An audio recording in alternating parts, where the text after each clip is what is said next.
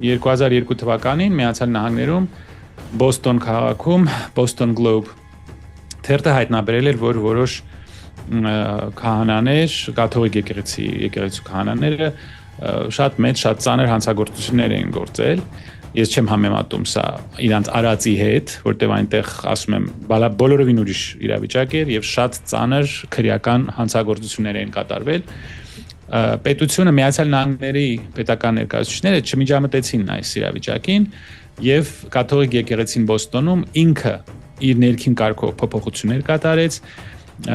իր կանոնադրությունը փոխեց եւ դրա 2004 թվականին կասեմ։ Եվ դրանից հետո կաթողիկ եկեղեցին ընդհանրապես Ֆրանցիսկ Հռոմի Պապ Ֆրանցիսկը առաջինը 2019 թվականին փոխեց կաթողիկ եկեղեցու կանոնադրությունը, այսինքն դա կատարվեց ներքին կարգով, առանց որևէ միջամտության պետության կողմից։ Դուք գիտեք, որ Միացյալ Նահանգներում կա սահմանադրության լրացուցիչ կետեր, հա, amendments, եւ այնտեղ կա establishment clause, հիմնադրման, այսինքն այդ կետը, որտեղ ասում է, որ պետությունը եւ եկեղեցին տարբեր ինստիտուտներ են եւ որևէ ձևով մեկը մյուսի գործերի մեջ չի կարող միջամտել։ Նույն բանը ընդունված է Ֆրանսիայում, նույն բանը ընդունված է Ռուսաստանում։